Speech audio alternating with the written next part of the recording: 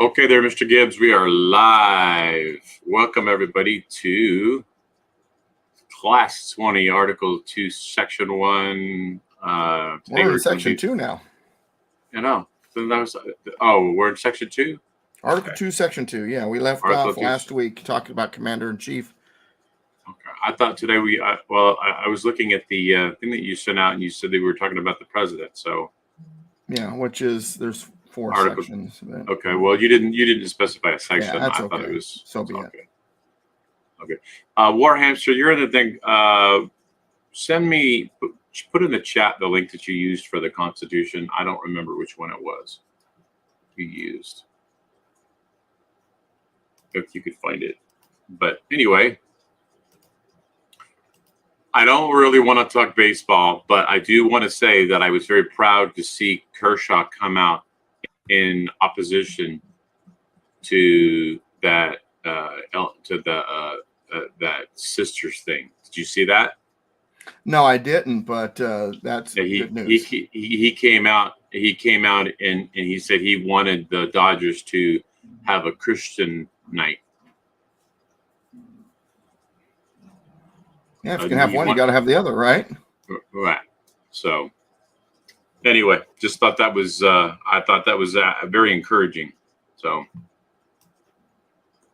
there it is. Okay. So, all that does is show you something that's very important. Whenever you talk about any group, you can't always say everybody in any particular group is nuts. There's always somebody or a group of somebodies that isn't. And even on the Dodgers, there's somebody that's not nuts. So that's actually reassuring. And even though I'm not a Dodgers fan, Kershaw's always been someone I respect. So that's refreshing. It was very refreshing to me. When I saw that, I kind of jumped for joy because I am going to be talking about that tonight. So, all right, very good. So I will let you kind of take over there, Mr. Gibbs. This is your field of expertise. Yeah, and we've been working our way through the Constitution. This is the online version of what I do in my classrooms. For those of you who are in Southern California, there are now 7 classes for you to choose from. Torrance starts a couple Fridays from now. 2 Fridays from now. Torrance, yes. You're going to be driving to Torrance? Yes, on Friday nights. Well, actually, I'm not going to drive on Friday nights because I'm not that stupid. I'm going to go about noontime when the traffic's not as bad. Find some place nearby to plug my computer in and go for it. When you have 30 people who want a class, and they're willing to pay the minimum donation that I request, it's worth it. Now that class. They are going to be different. My other classes tend to be ongoing. When I get to the end, then I start over. This class, we go through the Constitution and I'm done. Gotcha. So you're not going to be able to say, oh well, I'll catch up next time it goes around. You want to be there for all and I am charging more per class. For those of you who are online, you guys are the fortunate ones. I don't charge you, but the other classes I ask for a minimum of $10 per person because I got to pay for gas and all that. But this one, Torrance, I'm asking for 15. Well, that's good. I would I would say that they need to have I would actually have a minimum number that have to show up. Yeah, well, the minimum for them is 20. And if it goes below 20, then I'm done. They know it. Typically, all the other places I tend to go minimum 12, but because that one's so far out. Now, that's LA County, folks. So here's the good news. That means Mr. Constitution has not only got Riverside County, but we've also got Chino and San Bernardino County. We've got San Juan Capistrano and Orange County. We've got Fallbrook and Oceanside and San Diego County, and now we're going to be in LA County. All of the Southern California counties are being covered by Mr. Constitution. So if you live out here, there's no excuse not to be showing up to a class. That said, on July 4th, I am going to be in Washington, D.C. I am one of the readers of the Declaration of Independence at the Jefferson Memorial. on the 4th of July. Very nice. I am not being paid for this. No one's funding it. I am going out there for the exposure and for the opportunity to be a part of this wonderful ceremony. I mean, to read the Declaration at Jefferson Memorial with a bunch of media snapping pictures, that's awesome. That's what an opportunity. But what's even neater about it is the way they've got this thing set up is when we get to the signers, they're going to have children, and a child is going to read the name of each signer, and after the reading of each name, they bring it in like a 200. Let's see, what is it? A 2,500, 2,500, some heavy bell. They're going to ring. Is it like a big one, like bone? They're going to ring it after each name is read. They did this last year at Mount Rushmore. I was supposed to be there. We decided not to because there was threats. The ceremony went on anyway, and I probably should have gone, but didn't. So I'm going to make sure I go to this one. That said, it hasn't been funded yet. So if anybody wants to help out, go to politicalpistachio.com and hit the donate button on the right-hand column, politicalpistachio.com, because I've raised like $300 for this trip, and I'm in Southern California. You do the math on what it's going to cost me to go to Washington, D.C. and back, and I'm driving on top of that. So because I've got an event in Chattanooga on July 2nd, and I'm hitting Bentonville, Arkansas on the 7th. So, flying doesn't allow for that. Yeah, that's a long drive, man. And my wife's still considering on whether or not she's going to go. So I may be driving by myself on top of that. But well, I actually am for that on July 4th. I'm going to be I'll be in El Paso. I'm going to go celebrate it with Nino. Nino invited me to come out. I'm going to hang out with him and his family for several days. All right, very good. But anyway, well, I love driving through the United States. 2 years ago, my wife and she did join me. I did a trip where I spoke in Corpus Christi, Texas, Diamond Head, Mississippi, Hendersonville, Tennessee, which is right next to Nashville. And then my wife ran into Kentucky to see the Creation Museum and the Ark. And then I did my last event at Colorado Springs. Last year, my round the country event, whatever, was just one city. It was to Denver. So in this year, it's Washington, D.C. And then I'm probably looking at if it depends, because Stephanie, who's sometimes in the chat room here, I don't know if she is now, but she's trying to get me out to Michigan at tail end of September. So we'll see if that works out. Yeah, I haven't seen Stephanie in a while. I need to reach out to her and see what she's up to. Yeah. I've got her number. I need to reach out to her too, and I've been meaning to. I just hadn't. But yeah, I hadn't seen her in a while either. And I've got even a couple of people in my Constitution classes out here I hadn't seen in a while. So but I'm always, me, I'm always juggling, rolling, bowling pins and flaming torches and swords all at once. That's the great thing about being Mr. Constitution. It's also good to be a circus clown, a juggler. And I feel like we're in the middle of a circus with what's going on. So that's the reason why I say what I say. Yeah, we are absolutely in the middle of a circus. Welcome to the circus. Anyway, all right. That all said, Article 2, Section 2, second paragraph of Section 2 is where we left off last week. And so this is important because one of the things that I talk about, one of the things I emphasize is democracy is our problem. We need to get rid of democracy, get back to being a republic. There are a number of mechanisms to being a republic. Matter of fact, my most recent book, Repeal Democracy, I go through all of them. Each chapter actually begins, except for a handful of them, if we were a democracy, we would do it this way, but because we're a republic, we do this. And then I explain what that means. So this right here, what we're getting ready to read, is a key part of being a republic. And before I read it, I want us to set the stage because I want us to understand why it's so important. The states, remember, are the parents. They're the ones that created this federal government during the Constitutional Convention with their delegates. And as the parents, they wanted to keep an eye on the federal government. They wanted to have oversight. And they had oversight. They had put into place oversight all over the place. The states are not supposed to be something no more than provinces controlled by the federal government. It's the opposite. The states are supposed to be the ones that are in control here. They're the ones supposed to be who the federal government answers to. And part of the way of having oversight over the federal government, oversight over legislation, over nominations, and over treaties was the United States Senate. The United States Senate, when it was originally designed, were the senators were appointed by the state legislatures. That way, the states could have their people in place as oversight for these things. So, first of all, the Senate being a part of the legislature, the Congress, that means that federal legislation could not come into being without the okay from the states through the Senate. Their representatives in the Senate called U.S. senators. The other parts of that equation is what we're getting ready to read. So Article 2, Section 2, second paragraph. He, being the president, shall have power, by and with the advice and consent of the Senate, to make treaties.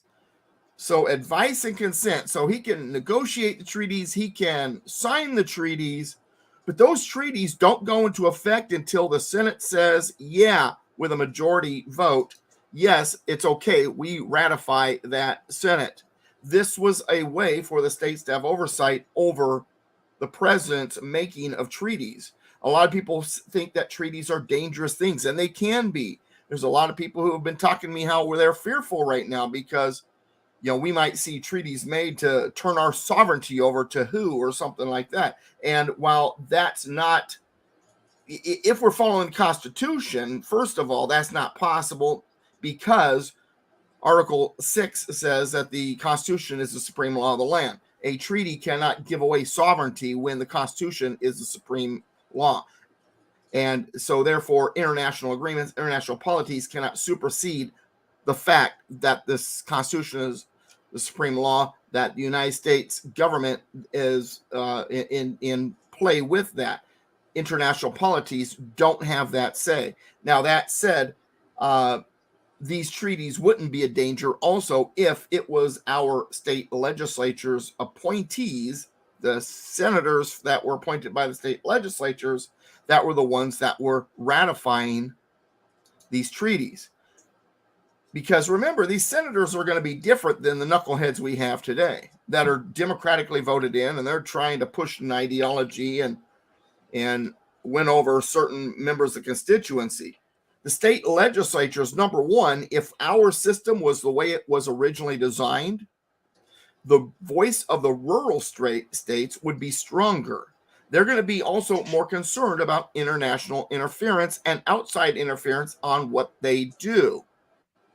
This was a part of the reason for that design. Our U.S. senators, 2 per state, not being democratically voted in, but being appointed by state legislatures, and the state legislatures originally were modeled after the U.S. government. So the state Senate, like the U.S. Senate, was not based on population. It was 1 per county. What that would do is any state, even the states with very, very large cities, the state Senate would be dominated by rural voices. The state's population centers would run, for the most part, their assembly or state House representatives, and we could even see that being the likelihood there at the U.S. House of Representatives. But because of the way it was designed, the rural states would control the state Senate and the U.S. Senate, and those would be the ones that would be key in making sure that treaties that would give away our sovereignty, as one might say, to international polities would never come to be, because, once again, rural areas tend to vote in what's considered a conservative manner because they don't want outside interference. They want to be just left alone. Farmers and people like that tend to be that way. That's a natural distinction of non-city folk. So once again, the 17th Amendment becomes a very important factor here. What I'm talking about when I talk about how the Senate is and how it used to be is I'm talking about the 17th Amendment, which was ratified in 1913, which changed the U.S. Senate from the senators being appointed by the state legislatures to being democratically voted in, giving the cities a larger voice in the Senate. And when it came to the change of the state senates, because remember I said it used to be 1 per county, what changed that was in 1964, Warren Court Reynolds v. Sims.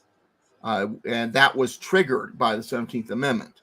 So that's that. Now let's go on. So he shall have the power, by and with the advice and consent of the Senate, to make treaties, provided 2/3.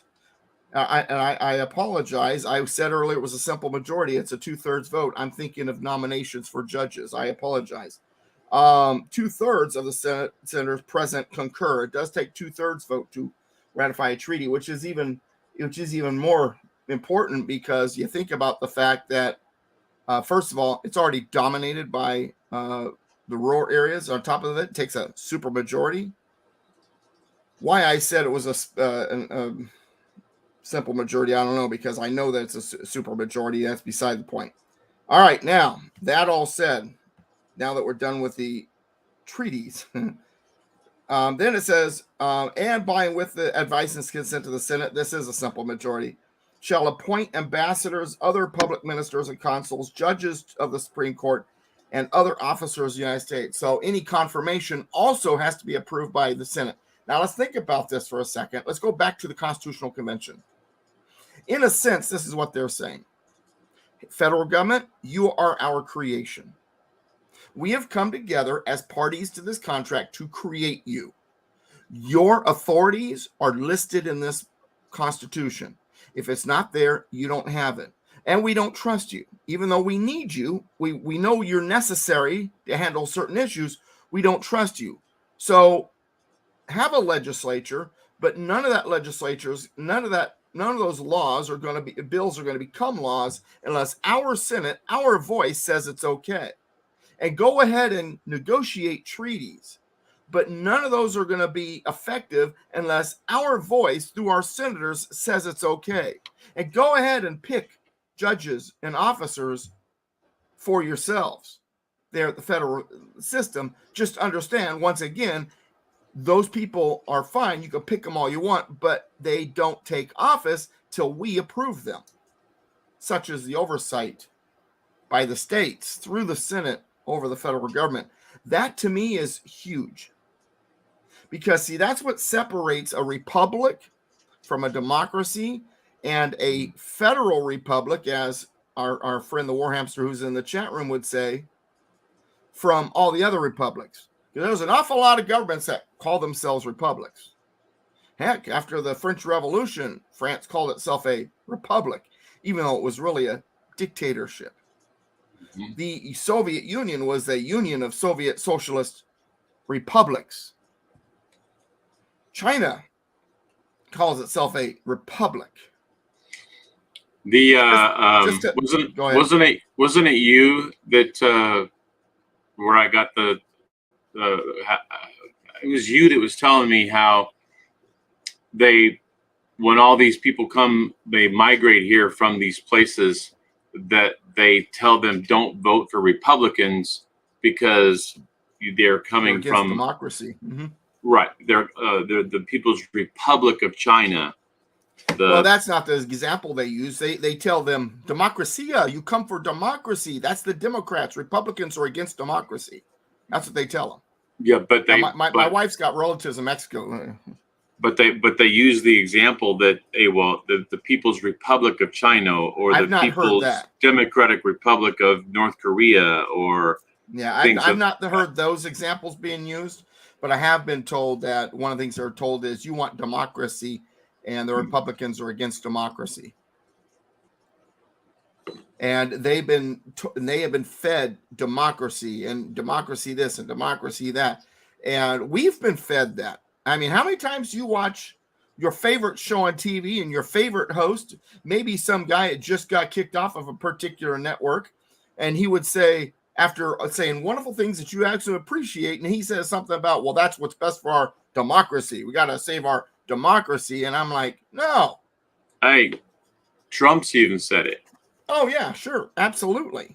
And while democratic principles on the surface can be good. For example, our House of Representatives is democratic, and it always has been. It has democratic principles, and we vote for our members of the House. But what makes us not a democracy is the fact that democratic principles are not in every single piece of the system.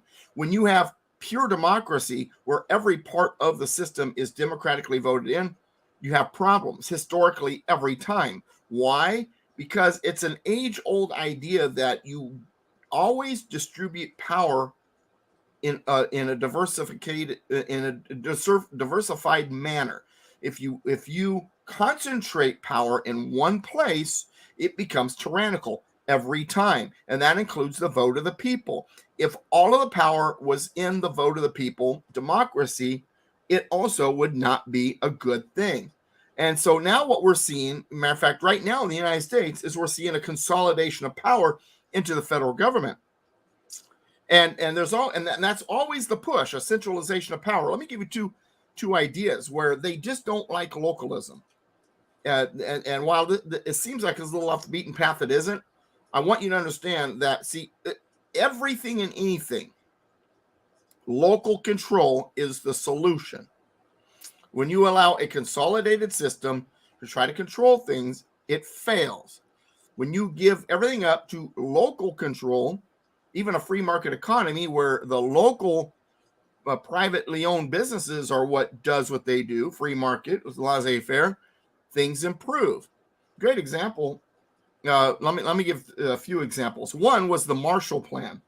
The Marshall Plan was this idea after World War II that the way to get Germany's economy going, and some of these other countries have been ravaged by war, was infuse lots of cash from the outside, and that would jumpstart it. And it was a mess. It caused problems. West Germany did not begin to recover until the restrictions on their factory building was lifted and the free market economy was allowed to do its thing. Then West Germany began to pull itself out of the doldrums and economically recover. Same thing with the Great Depression here. As long as the New Deal was infusing government money into the system and government regulations and government programs, it just kept the Great Depression going. And the war also, a lot of people say, well, good thing the war happened. The war got us out of the Depression. Well, if that was the case, then we should be at war all the time, right? Because economically it's good. The World War II did not get us out of the Depression either. Because if you look at the first year after the war, it was still a slowdown. What happened to get America out of the Great Depression and actually out of a bad economic situation because of the war? Because all that was being produced was war goods. Now, there was no goods being produced for consumers. And now you got all these people coming back looking for jobs in a wartime economy, and nothing was happening. It wasn't getting off the ground. It wasn't until regulations were reduced and government got out of the way and the free market was able to do its thing and people started starting their own businesses and starting to innovate. That's when prosperity came back. The same thing goes for government. When you have central control, everything's in the hands of the federal government and there's no checks and balances, and that goes for democracy. Everything's in the hands of the voters. You have problems. We need to get government out of the picture and diversify the power. Diversify the power so that's not just democracy. It's in this House, it's democracy. In the Senate, it's a pseudo aristocracy where the states are appointing. And then you've got appointments for judges, and you got this person voted in and that person. And there's all these different mechanisms in place, and they all check each other so that none of them can run rampant with power. It stops collusion. It stops corruption. Well, not completely, because human nature naturally leans towards corruption, but it definitely helps because we do deal with human nature. Mm-hmm. And in order to deal with human nature, we've got to put mechanisms in place that offset it. And that's what this was all about. And that's getting back to why this is so important here.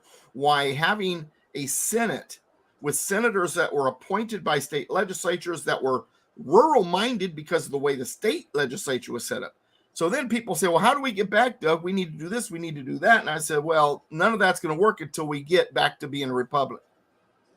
We can give the power back to Congress more so on certain things like coining money, get rid of the Federal Reserve, because that's a problem too. It's supposed to go back to Congress, but it won't work if Congress is in its current condition. So we can do things that we think will fix it, But the problem is, at the very foundation, we got problems. At the very foundation, we have democracy. We got to get rid of democracy. We got to return the state legislatures to their position in the U.S. Senate. We need to return the budget to being oversaw by the states rather than the income tax being directly taken from the people, and so on and so forth. And all these mechanisms require us to move back towards being a republic. But it all starts. We don't even get a handle on any of it if we don't start doing things locally. Because you know what? You can't get your country under control if your state's out of whack. You can't get your state under control unless if your counties are out of whack, and you can't get your counties under control if your cities and communities are out of whack. You got to get your cities and communities under control. And then what happens now, to get back to my point earlier about them consolidating power. So in Temecula, we're like, you know what? We're going to hit them locally. We're going to take back local control. So we get a 3-2 advantage in the school board. And the first thing that on the very first day that the Temecula school board does is they outlaw the teaching of CRT in the schools there in Temecula. So what's the response from California? To consolidate power. There is a bill on the floor in Sacramento right now that will disallow the local school boards from doing anything different than what the state mandates. Consolidation, because the tyrants know that's where the power lies, in a consolidation of power. And one of the ways that we fought against a consolidation of power was not to allow the Senate to be democratized. And this clause here talks about that. The president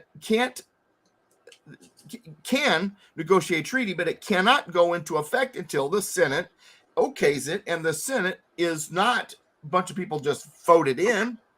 They're appointed by the state legislatures, and then even then the state legislature is not voted in. It's a mixture. One house is voted in, the other house is appointed based on one per county. So these mechanisms,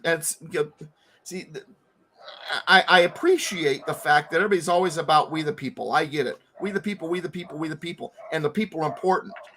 But that doesn't mean that we need to vote on everything. Because then pure democracy, we the people, is dangerous. We the people, we need to keep a handle on this. We need to be involved. We need to be working locally. But when it comes to the mechanisms, there needs to be a mixture. And we the people are always involved. Even in that Senate, we the people chose the people in our state house who was a part of appointing that senator. We the people chose the county supervisors who appointed the state senators who appointed the senator on that side of it.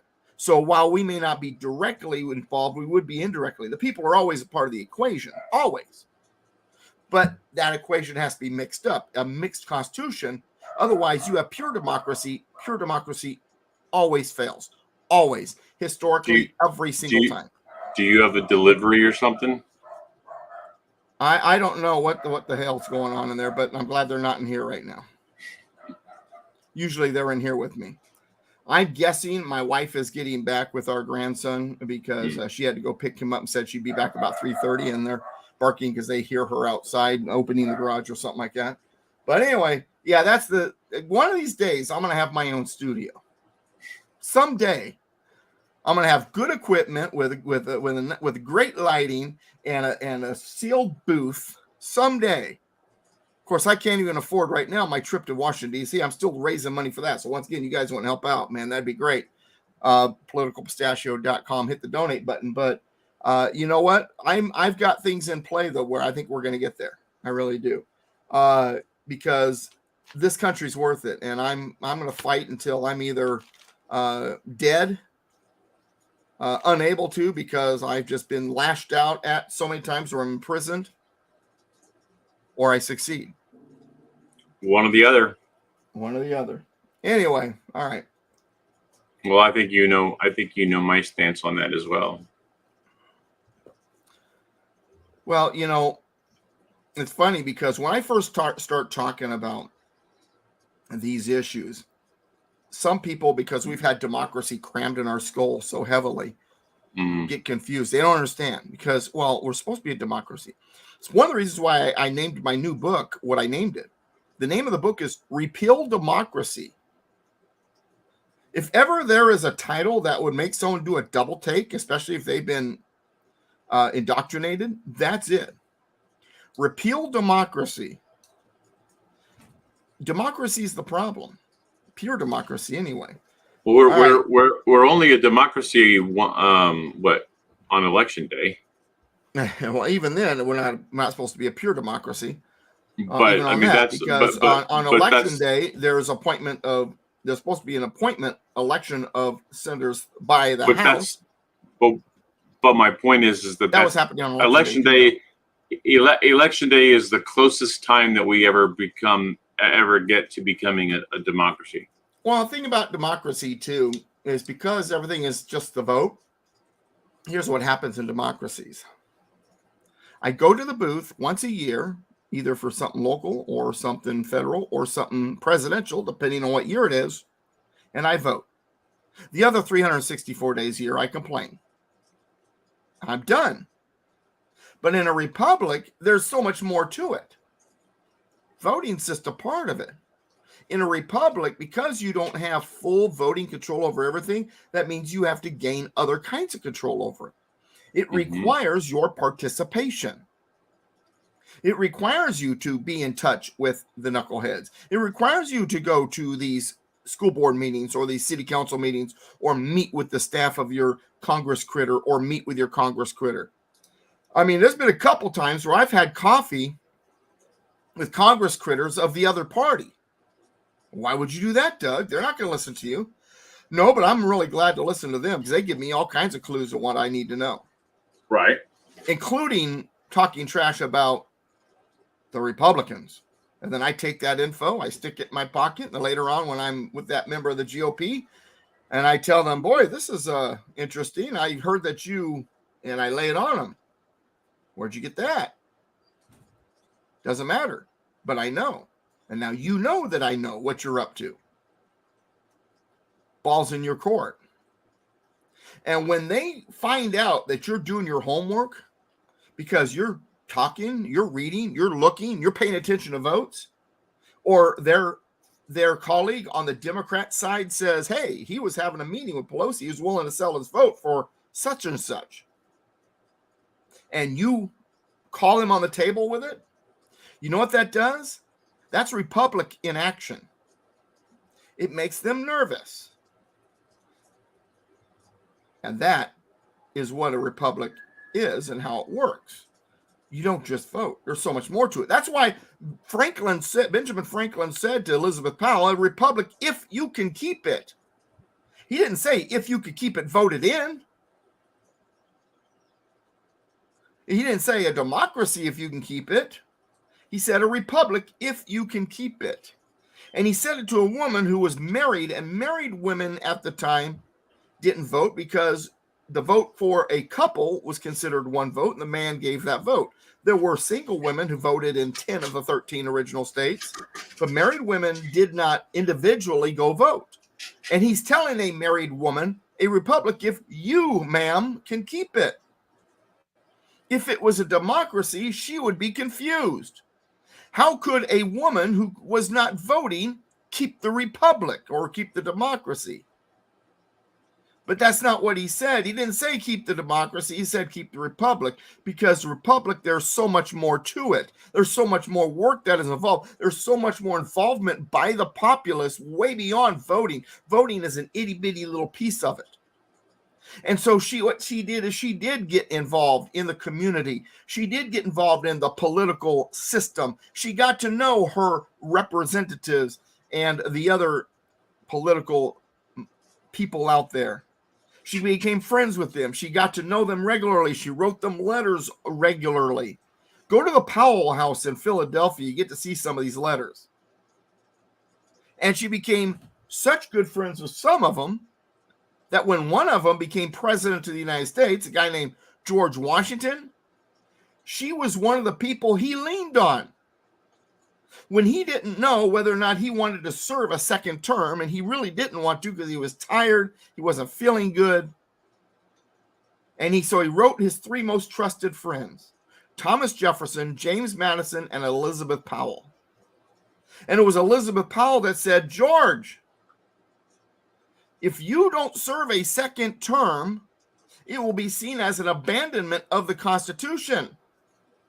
You are its foundation. You need to serve that second term so that our Constitution, our constitutional republic, our federal republic starts on its proper foundation. Now, I'm not going to sit here and say George Washington was an amazing, unbelievable president. He wasn't. In fact, he's not even in my list of top 5. He's better than most.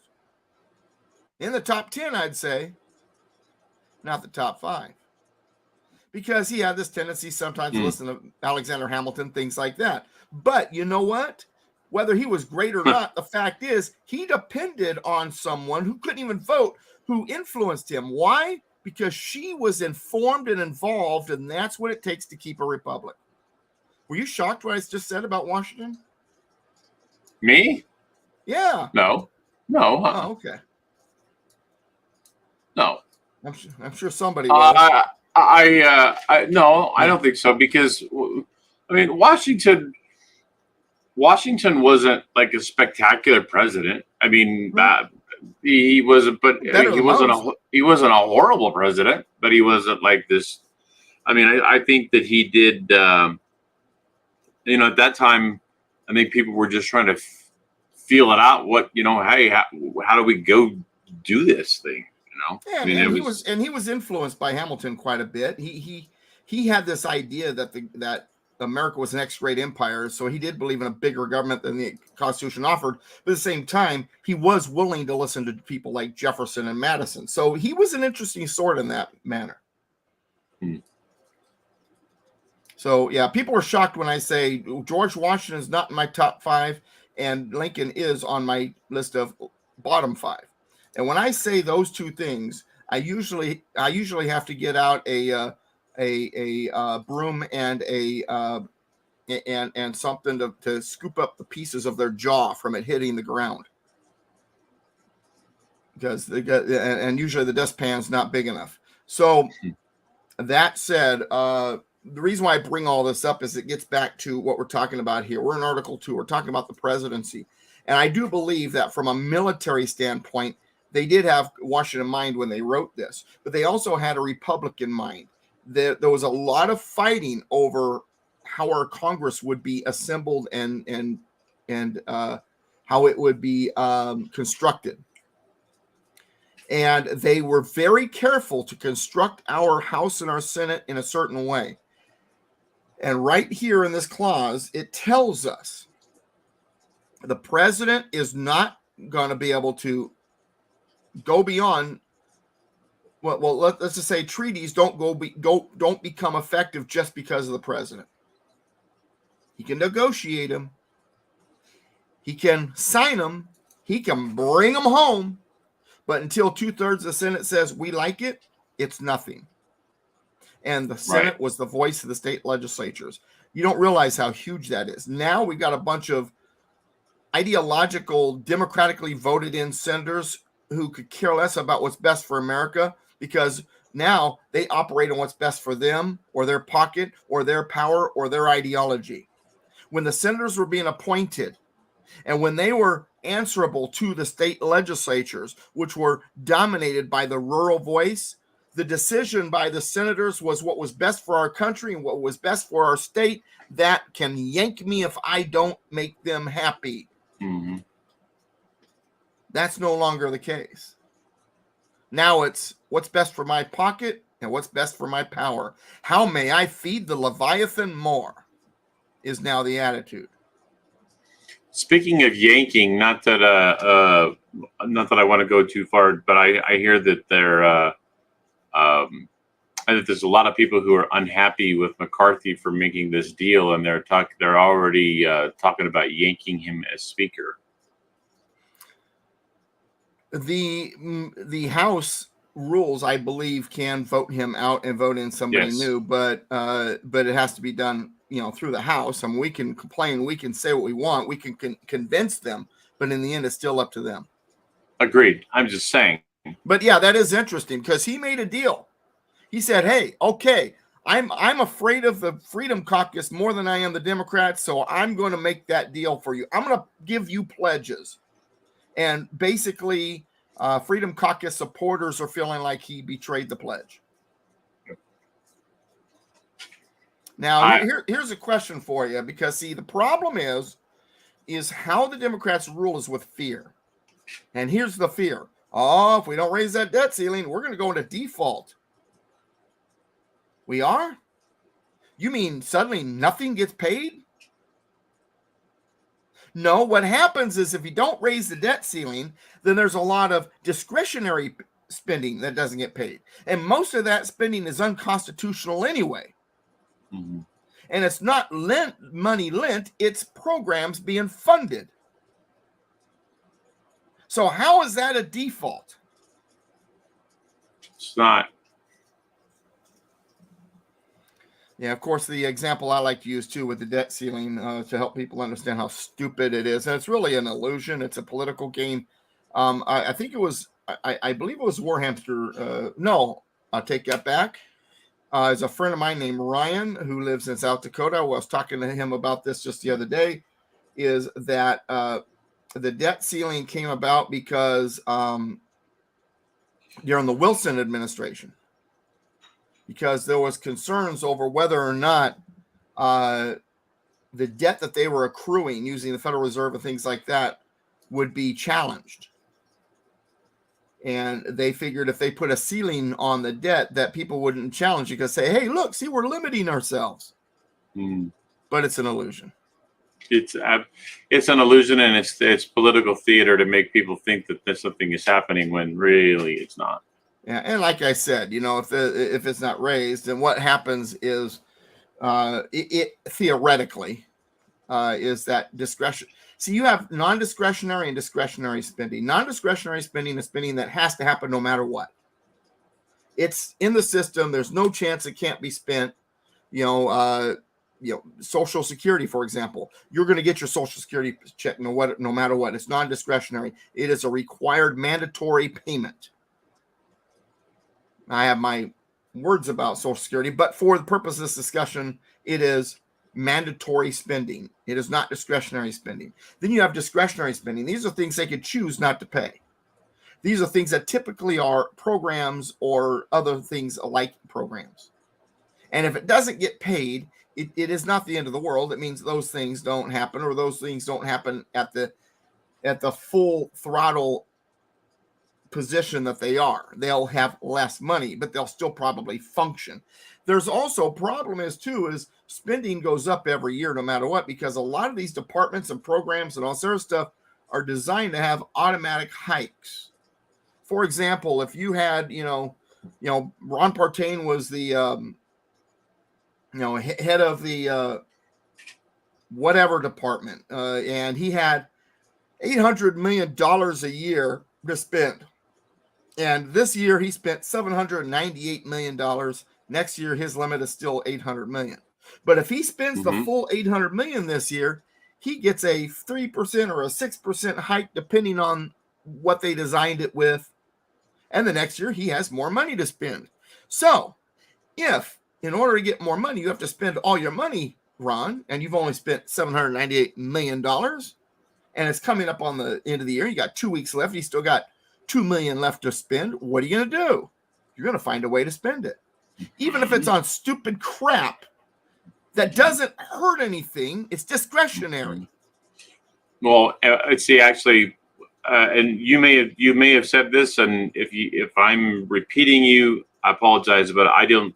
This isn't what I heard you say. I have no problem being repeated. So, the way I understand it is, like, let's say the budget is $1 million, and you only spend $800,000, and then you have a $200,000 surplus. What they do is they now set your budget the following year at $800,000 as opposed to the $1 million. Instead of you having $200,000 surplus, right? So you not only don't get the raise, you get less based on what you got left over. Right. I've heard that too. Nonetheless, you got to spend it all to get more. That's correct. And so you're going to spend it all. You're going to do things like send 800. And some of these are older expenditures, but but they are ridiculous nonetheless. And this is where they come from, is trying to spend money somewhere, such as the federal spending on a neon museum in Las Vegas, a neon light museum in Las Vegas. Or how about the money spent on studying shrimp running on treadmills? But my favorite was, and I remember this particular year, this goes back a ways, this is like 20 years ago, $800,000 was sent. This is almost $1 million sent to South Africa to be used as funding for teaching the local men, how to clean their genitals after sex. Your federal dollars at work, my friends. You feel good about it? I sure don't. And but we don't get a handle on that until we become a republic again. Well, we got to get rid of the 16th Amendment, get rid of the 17th Amendment. I did an episode on my channel last night about the debt ceiling, and I was listening to an old speech that was done by John Welch of the JBS, and he was talking. Welch. I thought it was John, but whatever. Okay, Robert Welch, okay. Whatever. Anyway, he talked in there about how the whole purpose of the budget was they had to spend money on everything as much as possible, as wastefully as possible. That was the whole point of. Otherwise, you also have no excuse to be taxing more. How can you tax more if you can't spend it all? Right. That's right. And this is why the 16th Amendment was so damaging. Not that I mean to go off our path very much here, but the 16th Amendment changed it from the states looking over the budget before they paid it to, and the federal government requesting. You mean the 17th Amendment? No, 16th Amendment. 16th Amendment is taxation. What would happen is the states paid the income tax. They looked over the budget. The state legislatures looked over the budget before approving sending the money to the federal government for their budget. What was going on, the dynamic was the federal government was requesting tax from the states who would not approve sending it to them until they were happy with the budget. Now, with the 16th Amendment, there is no request. It's a take. They take the money from you regardless of what the budget says. There's nobody there to say you're not getting the money if we don't like the budget, because they're just going to take it from you rather than request it pending approval by the state legislatures of the budget. Big difference. But the money that's taken in by tax, but by income tax, goes to pay the interest on the debt that is borrowed by the government from the Federal Reserve. So it doesn't really, the federal government isn't funded by the taxes, by the tax. Federal government is funded by the money from the Federal Reserve. Well, of course, and that was the purpose. Actually, the 16th Amendment was to increase revenue so they could pay the interest on the money they're borrowing in order to put it into circulation. Absolutely. And then what they did, but nonetheless, the method of taxation is what I'm going over. Where it winds up and all that is not the point. You're right, but what happens there is it completely reversed the flow of money. Prior to the Federal Reserve, the 17th and the 16th Amendments, what you had the states had to approve the spending of the budget. And if they didn't, then the states wouldn't give the federal government their money. Then now what happens is the states are dependent upon the money from the Federal Reserve by way of federal money, federal aid. So now the federal government gets to tell the states what to do. Which brings up another question: is that debt legal? Because and those of you who've been paying close attention, you're aware of this. While the debate was going on, before McCarthy gave in, the question was, this is what was being posed by the left, should President Biden invoke the 14th Amendment to make sure that it was raised? Well, what do they mean? Well, in the 14th Amendment, there is a clause in Section 4 that says that the debt will not be questioned. Now, there's more to it than that, but I'm going to give you just the basics here. What it says in that clause is that the debt authorized by law shall not be questioned, number one. Number two, in Section 5, it says that the provisions of the 14th Amendment, it can only be enforced by legislation by Congress. So first of all, based on that last part I told you, Biden couldn't go around Congress because the provisions can only be enforced by legislation. So if the legislature is not playing ball, there's nothing the president can do, number one. Number two, the question is, they say, well, that debt cannot be questioned. It says so in the 14th Amendment. Well, no, what it says is the debt authorized by law cannot be questioned. So the question is all of that debt authorized by law? Well, one of my favorite cases actually is helping me on this. When I say one of my favorite cases, I was being facetious, but it actually, in this case, is Marbury versus Madison in 1803. Marbury versus Madison in 1803 established something called judicial review. But the basis of a judicial review, the idea that the judges can determine something is unconstitutional, shoot it down, which is unconstitutional, is based actually on a very good principle. The principle that John Marshall writes is a law, if it is not constitutional, is not a law. It's invalid. So, if the debt must be authorized by law in order to not be questioned, but the Federal Reserve was created unlawfully because it's unconstitutional, because the power to coin money belongs to Congress. Congress cannot give that away as per the word vested in Article 1, Section 1. Therefore, the creation of the Federal Reserve was unconstitutional in the first place. And if any law that is unconstitutional is not a law, then that means that any debt created by the Federal Reserve would not be lawfully authorized, legally authorized. Therefore, it's not law. Therefore, we can question it. Therefore, we can say we don't want to spend the money on this, or we need to stop it. It can be questioned. All right, let me wrap up what we were reading here. So we have, and he shall nominate, and by and with advice consent of the Senate, shall appoint ambassadors, other public ministers and consuls, judges of the Supreme Court, and other officers of the United States whose appointments are not herein otherwise provided for, and which shall be established by law. Once again, it takes a legislative process. But the Congress may by law vest the appointment of such inferior officers as they think proper in the president alone, in the courts of law, or in the heads of departments. So in other words, president, you want a secretary of state, the Senate needs to confirm that. You want a judge in the Supreme Court, we need to confirm that. Oh, you want to appoint the assistant to the assistant of that judge, judge's intern? You know what? We're not even worried about the process. We're going to vest it in you. Go ahead, President. You can do it without our approval. That's what that's saying. Inferior things, if they decide to give it, to vest it in the president alone, they can. That's all it's saying. All right. We got about 5 minutes before the top of the hour. I've got 7 classes in Southern California as of June 9th when the one in Torrance starts, but 3 of them may end soon because they've gotten smaller. This is what happens with the classes.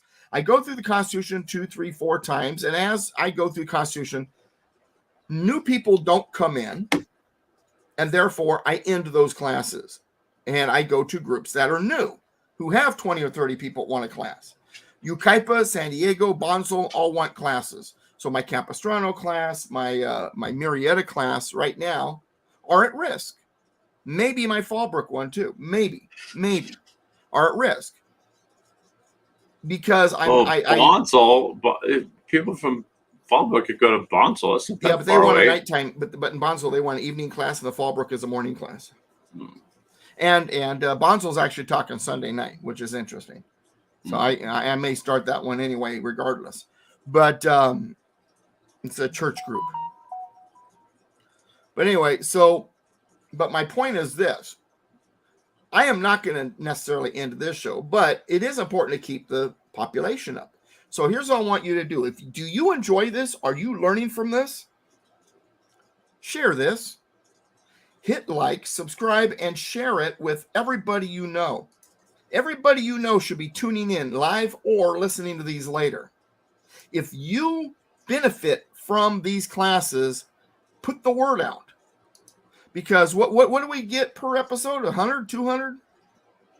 Something like that. Well, that's a ridiculously low number. It's an extremely low number. In fact, why don't we let's